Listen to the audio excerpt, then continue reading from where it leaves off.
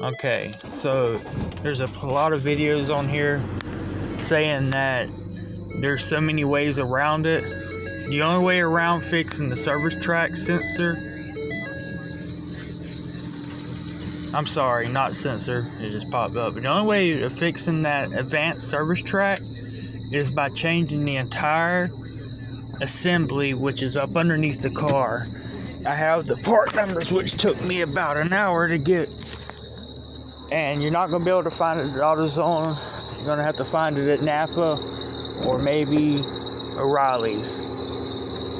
But this car does not have a power steering pump. It's electrical. So it's going to be actually up. You have to take this tire off. You have to take this other tire off. Make sure you disconnect the battery and the positive and the negative before you do everything. Don't try and disconnect it and let it wait 8 hours. None of that stuff's going to fix it. Spinning out tires, nothing like that's going to fix this. The only way you're going to fix this is by replacing the entire assembly. It's $1,800 if you take it to the dealership. So, it's actually back down behind down here at the very bottom. That's the motor down there. And I suggest just change everything out, that way it's done, because it's a recall. But this is actually the part numbers that you need. The very top part number is 3C429450EA. You'll need 2 of them because that's the end arms, and then the bottom is W520414S441.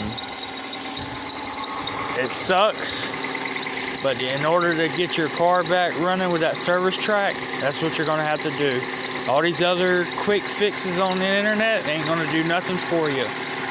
It's dangerous to be caught on the highway with it breaking down. And it about put me into another car when it happened. Fix it.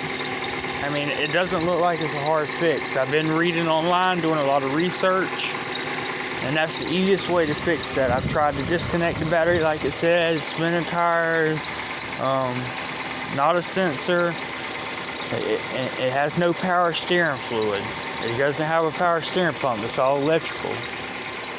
Like I said, it's $1,800 to get it done at the dealership. If you can get the part cheap, you can take and get it done at the dealership for $600 in labor. But there's nothing you're going to be able to do to reset that. No code box, no nothing.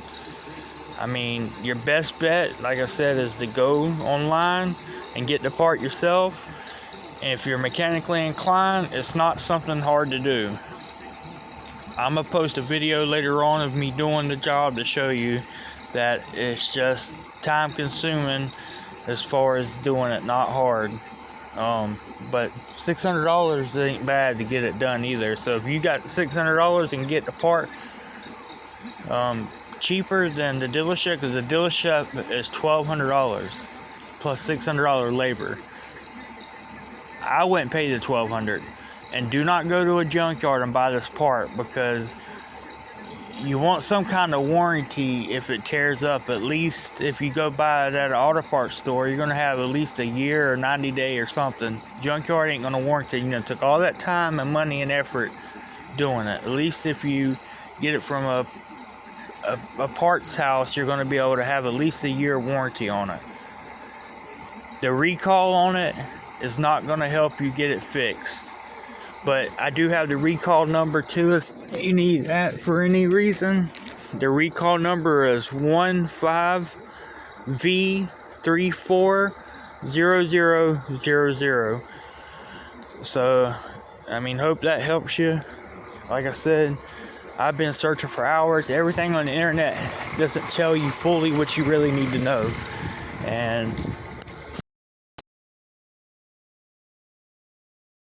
gonna do what you need. So, and I've taken good care of my car, so it is a faulty, and it could be a loose connector or a corroded connector, but as you see, those connectors down there are perfectly fine. And that's actually the bar right there. If you look right here, that's it right there. Right here, that's the power steering motor. And it runs to that side, to this side. So, yeah. Too bad we couldn't just change that motor, but it's probably best to just go ahead and change the whole entire everything. So, good luck, guys. These cars are great cars. It's just Ford tried to screw us a little. I'll have the video updated and posted of me installing it, and if I find any quick tricks, I'll be able to help. Any comments, any questions, feel free to leave a comment and I'll get back at you.